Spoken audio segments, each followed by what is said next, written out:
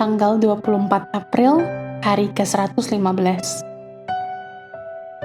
Bacaan 2 Tawarik pasal 13-16.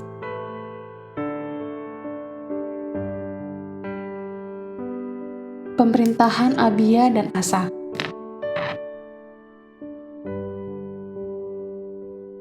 Garis besar, Abia yang melakukan dosa yang sama seperti ayahnya di hadapan Allah, 1 Raja-Raja pasal 15 ayat 3, namun digunakan oleh Allah untuk menghakimi raja yang lebih jahat, Yerobeam di utara. Melalui Abia, Allah membenarkan bait suci di Yerusalem sebagai tempat ibadah yang sejati. Sebaliknya, putra Abia, Asa, menunjukkan iman kepada Allah yang tak tertandingi sejak zaman Salomo dan Daud. Dia menyingkirkan berhala, memulihkan ibadat murni, dan sering mengingat janji Tuhan untuk bertempur atas nama rakyatnya. Ya Tuhan, selain daripada Engkau tidak ada yang dapat menolong yang lemah terhadap yang kuat. Tolonglah kami ya Tuhan Allah kami, karena kepadamu-lah kami bersandar, dan dengan nama-Mu kami maju melawan pasukan yang besar jumlahnya ini. Ya Tuhan, Engkau Allah kami, jangan biarkan seorang manusia mempunyai kekuatan untuk melawan Engkau. Pasal 14 ayat 11.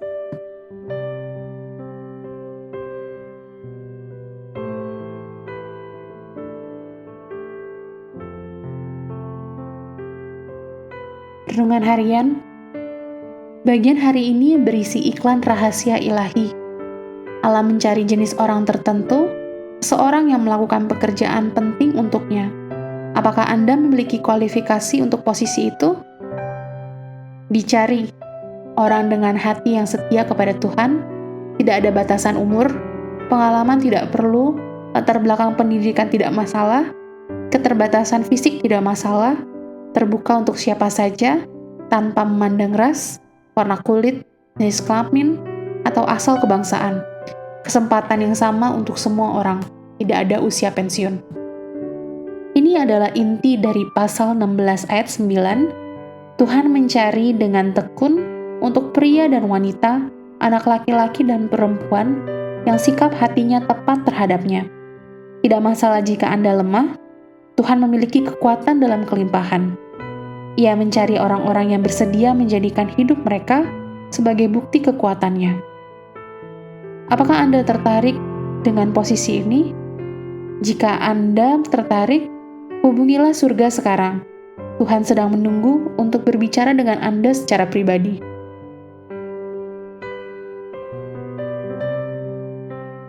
Di dalam hati di mana Allah ditinggikan sebagai Raja, di sanalah akan terlihat surga.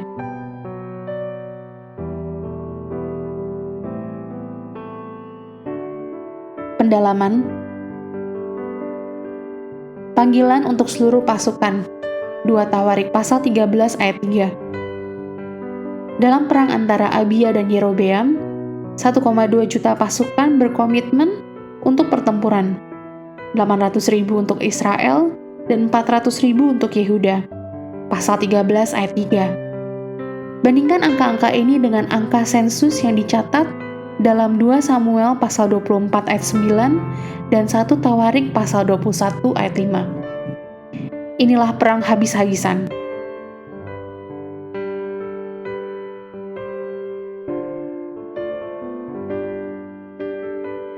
Seorang pelihat yang dianiaya. 2 Tawarik pasal 16 ayat 10.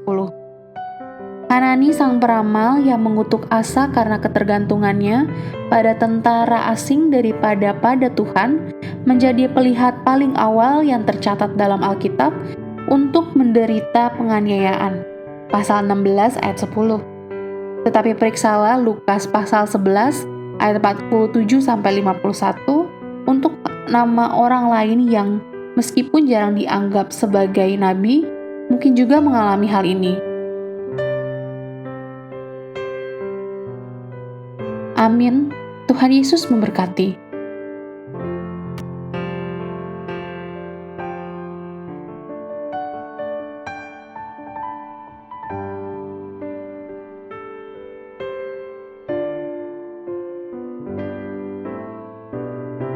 2 Tawarikh pasal 13. Raja Abia.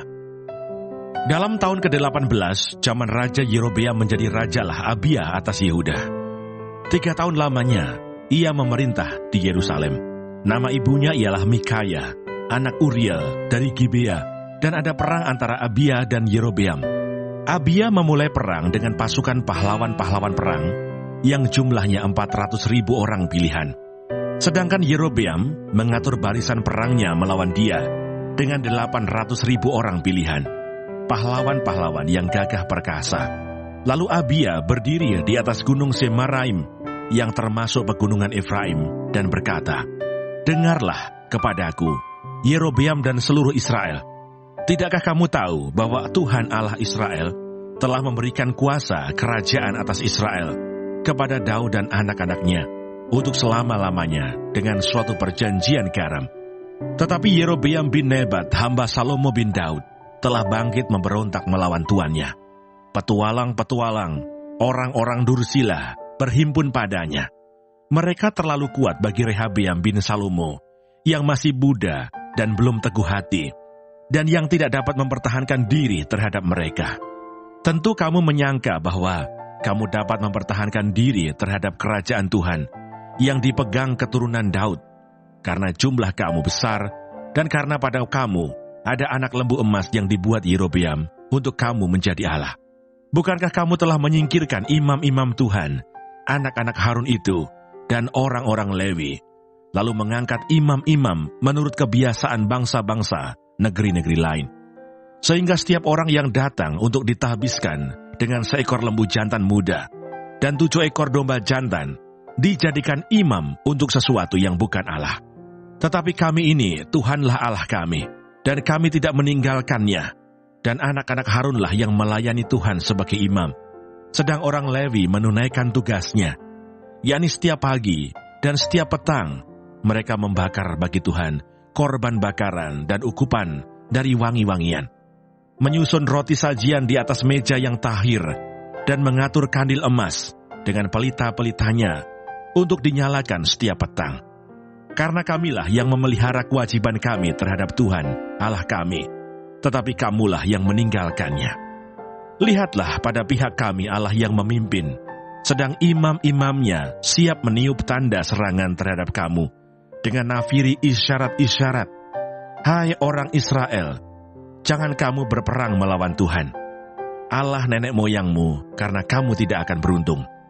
Tetapi Yerobeam mengirim suatu pasukan penghadang yang harus membuat gerakan keliling, supaya sampai di belakang mereka, sehingga induk pasukannya berada di depan Yehuda, dan pasukan-pasukan penghadang di belakang mereka. Ketika Yehuda menoleh ke belakang, lihatlah, mereka harus menghadapi pertempuran dari depan dan dari belakang. Mereka berteriak kepada Tuhan, sedang para imam meniup nafiri, dan orang-orang Yehuda memekikkan pekik perang. Pada saat orang-orang Yehuda itu memekikkan pekik perang, Allah memukul kalah Yerobeam dan segenap orang Israel oleh Abia dan Yehuda.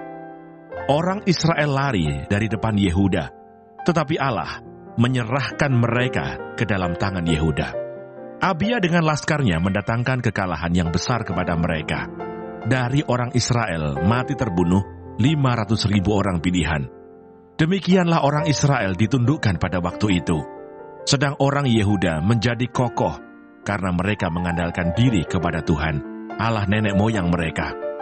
Abia mengejar Yerobeam dan merebut daripadanya beberapa kota, yakni Betel dengan segala anak kotanya, Yesana dengan segala anak kotanya, dan Efron dengan segala anak kotanya.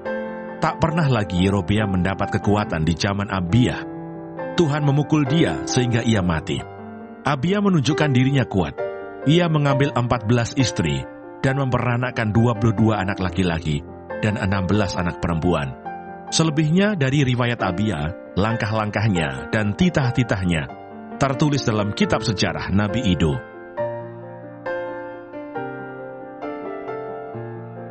Dua Tawarikh pasal 14. Raja Abia. Kemudian Abia mendapat perhentian bersama-sama dengan nenek moyangnya, dan ia dikuburkan di kota Daud. Maka Asa, anaknya, menjadi raja menggantikan dia. pada zaman pemerintahannya, negeri itu aman selama 10 tahun. Raja Asa kemenangan atas Zerah. Asa melakukan apa yang baik dan yang benar di mata Tuhan Allahnya. Ia menjauhkan mezbah-mezbah asing dan bukit-bukit pengorbanan, memecahkan tugu-tugu berhala, dan menghancurkan tiang-tiang berhala. Ia memerintahkan orang Yehuda supaya mereka mencari Tuhan, Allah nenek moyang mereka, dan mematuhi hukum dan perintah.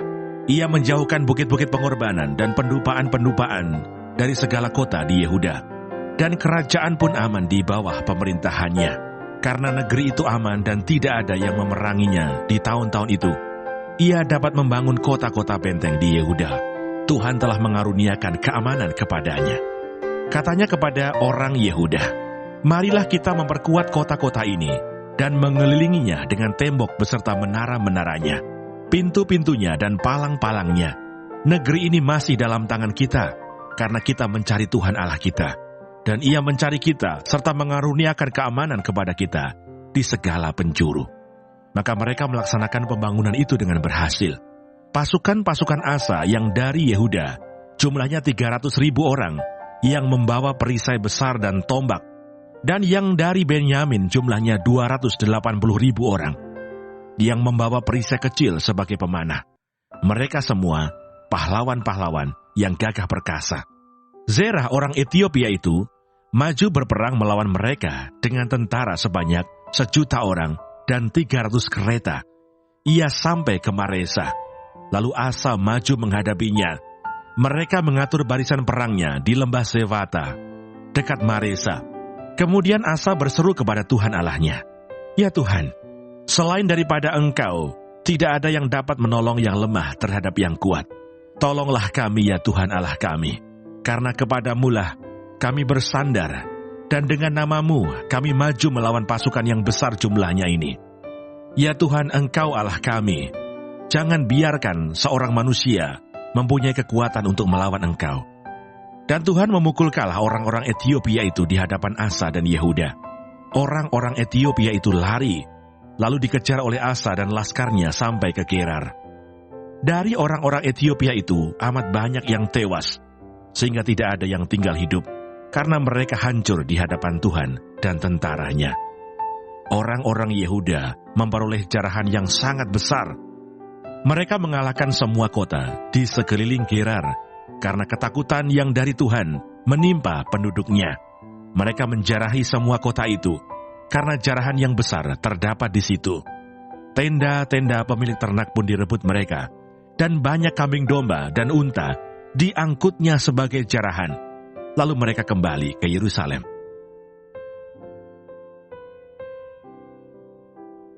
Dua Tawari pasal 15. Pembaharuan oleh Asa. Asaria bin Oded dihinggapi roh Allah.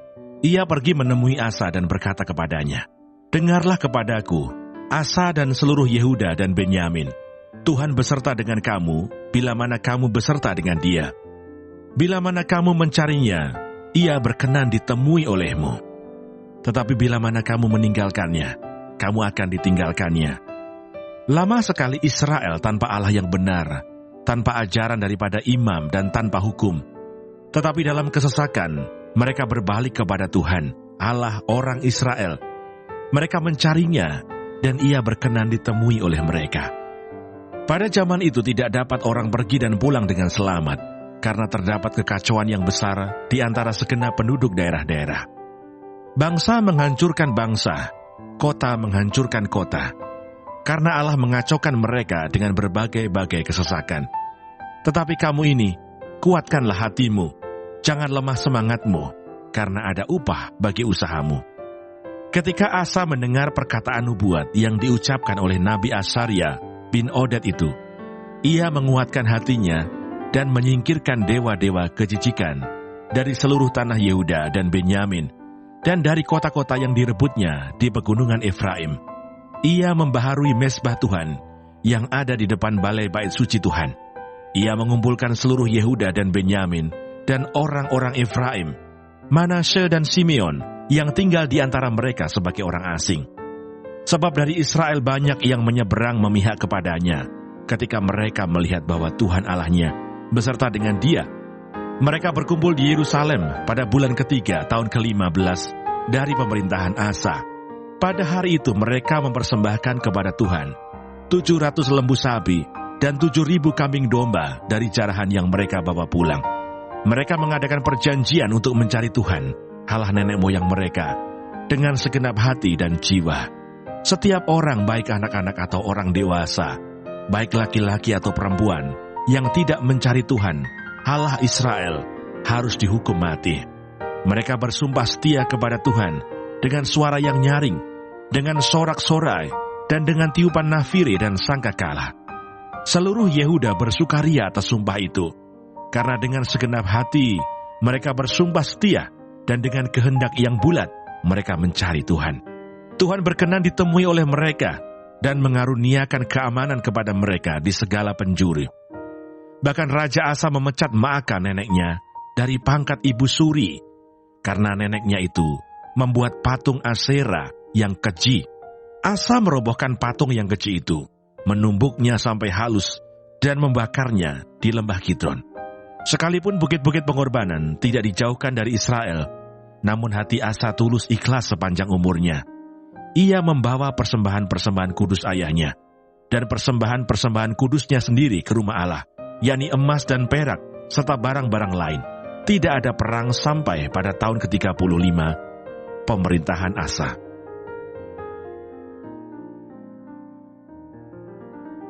2 Tawarikh pasal 16. Perjanjian Asa dengan Aram. Pada tahun ke-36 pemerintahan Asa, majulah Baesa, raja Israel, hendak berperang melawan Yehuda. Ia memperkuat Rama dengan maksud mencegah lalu lintas kepada Asa, raja Yehuda. Lalu Asa mengeluarkan emas dan perak dari perbendaharaan rumah Tuhan dan dari perbendaharaan rumah raja dan mengirimnya kepada Ben-Hadad, raja Aram yang diam di Damsyik dengan pesan, "Ada perjanjian antara aku dan engkau, antara ayahku dan ayahmu. Ini kukirim emas dan perak kepadamu. Marilah, batalkanlah perjanjianmu dengan Baesa, raja Israel, supaya ia undur daripadaku." Lalu Ben-Hadad mendengarkan permintaan Raja Asa. Ia menyuruh panglima-panglimanya menyerang kota-kota Israel, dan mereka memukul kalah Iyon dan Abel Maim dan segala tempat perbekalan kota-kota di Naftali. Segera sesudah Baesa mendengar hal itu, ia berhenti memperkuat Rama. Ia menghentikan usahanya itu. Tetapi Raja Asa mengerahkan segenap orang Yehuda yang harus mengangkat batu dan kayu yang dipergunakan Baesa untuk memperkuat Rama itu. Ia mempergunakannya untuk memperkuat Geba dan Mispa. Pada waktu itu datanglah Hanani, pelihat itu, kepada Asa, Raja Yehuda, katanya kepadanya, "Karena engkau bersandar kepada Raja Aram dan tidak bersandar kepada Tuhan Allahmu, oleh karena itu terluputlah tentara Raja Aram dari tanganmu. Bukankah tentara orang Ethiopia dan Libya besar jumlahnya, kereta dan orang berkudanya sangat banyak? Namun Tuhan telah menyerahkan mereka ke dalam tanganmu, karena engkau bersandar kepadanya. Karena mata Tuhan menjelajah seluruh bumi untuk melimpahkan kekuatannya kepada mereka yang bersungguh hati terhadap Dia. Dalam hal ini engkau telah berlaku bodoh. Oleh sebab itu, mulai sekarang ini, engkau akan mengalami peperangan." Maka sakit hatilah Asa karena perkataan pelihat itu, sehingga ia memasukkannya ke dalam penjara. Sebab memang ia sangat marah terhadap dia karena perkara itu. Pada waktu itu Asa menganiaya juga beberapa orang dari rakyat. Sesungguhnya riwayat Asa dari awal sampai akhir tertulis dalam kitab Raja-Raja Yehuda dan Israel. Pada tahun ke-39 pemerintahannya, Asa menderita sakit pada kakinya yang kemudian menjadi semakin parah. Namun dalam kesakitannya itu, ia tidak mencari pertolongan Tuhan, tetapi pertolongan tabib-tabib. Kemudian Asa mendapat perhentian bersama-sama nenek moyangnya. Ia mati pada tahun ke-41 pemerintahannya, dan dikuburkan di kuburan yang telah digali baginya di kota Daud. Mereka membaringkannya di atas petiduran yang penuh dengan rempah-rempah dan segala macam rempah-rempah campuran yang dicampur menurut cara pencampur rempah-rempah, lalu menyalakan api yang sangat besar untuk menghormatinya.